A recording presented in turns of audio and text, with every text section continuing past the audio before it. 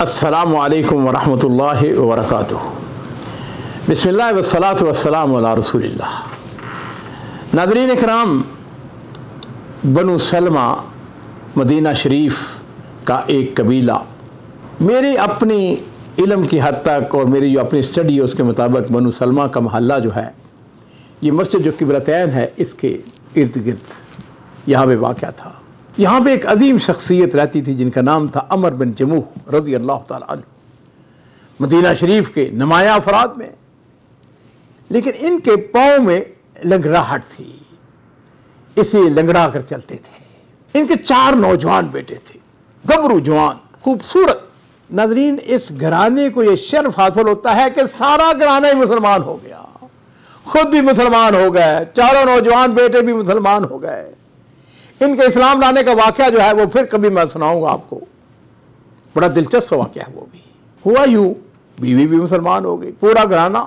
और मेरे माँ बाप कुर्बान हो, नबी करीम सल्लल्लाहु अलैहि वसल्लम जो हैं जब बदर के लिए, गज़वा बदर के लिए रवाना होने लगे ना, तो अमर बिन जमूह जो हैं वो भी मैदान जंग में जाने के लिए तैयार हो गए। उनके बेटे जो हैं अपने बाप से कहते हैं, अब्बा जान आपके पाँव, आप माजूर हैं, आप पर जिहाद फर्ज नहीं है, इसलिए आप ना जाएं। अमर जो है रुक गए, लेकिन उनको गज़वा बदर में शरीक न होने का बड़ा मलाल, बड़ा दुख। गज़वा उहद जो है वो 3 हिजरी में होता है, यानी 1 साल के बाद गज़वा उहद का मौका आ जाता है। और जिस वक़्त पता चला कि लड़ाई होने वाली है, अपने बेटों से कहने लगे, मेरे बेटो तुमने मुझको बदर में जाने से रोका था, देखो अब मुझे उहद में जाने से रोकने की कोशिश ना करना। बेटे फिर कहने लगे, अब्बा जान आप शरई तौर पर माजूर हैं। लेकिन नाज़रीन इकराम, शहादत का ये ख्वाहिशमंद बूढ़ा कवि नबी करीम सल्लल्लाहु अलैहि वसल्लम की खिदमत में हाजिर हो जाता है, शिकायत करता है, अर्ज करता है, अल्लाह के रसूल मेरी औलाद मुझे इस खैर से रोक रही है। वो कहते हैं कि मैं उहद के मैदान में ना जाऊं। अल्लाह की कसम, मेरी दिली ख्वाहिश ये है कि मैं अल्लाह के राह में शहीद होकर इसी तरह लंगड़ाता हुआ जन्नत में चलूं और फिरूं। और मेरे माँ बाप कुर्बान हो, नबी करीम सल्लल्लाहु अलैहि वसल्लम जो हैं उम्मत के लिए रहमत।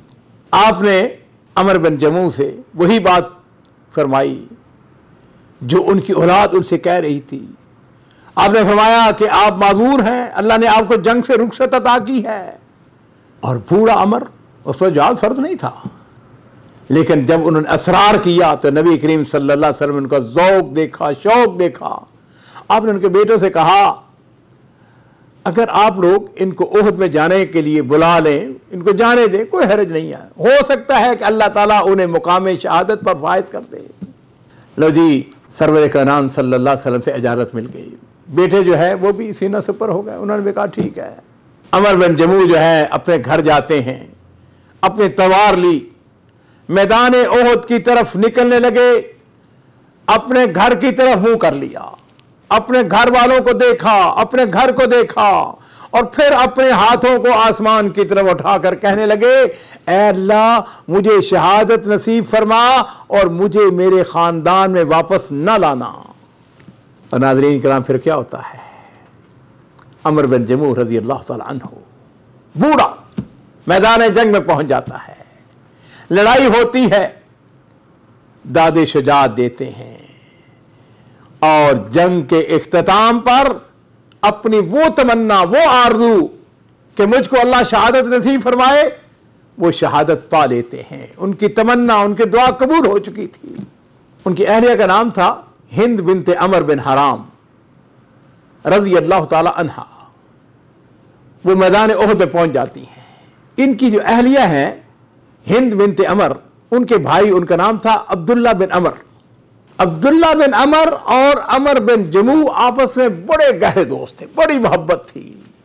और सुभान अल्लाह, अब्दुल्ला बिन अमर जो हैं वो भी जंग में उहद के अंदर शहीद हो जाते हैं।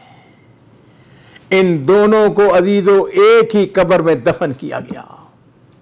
और मेरे माँ बाप कुर्बान हो, नबी करीम सल्लल्लाहु अलैहि वसल्लम ने जब इन शुहदा को देखा, आपने इरशाद फरमाया, उस जात की कसम जिसके हाथ में मेरी जान है, अल्लाह के कुछ बंदे ऐसे हैं अगर वो अल्लाह को कसम डाल दें तो वो उनकी कसम पूरी फरमा देता है।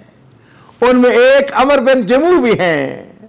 आपने इरशाद फरमाया कि मैंने देखा कि वो जन्नत में लंगड़ाते हुए दाखिल हो रहे हैं।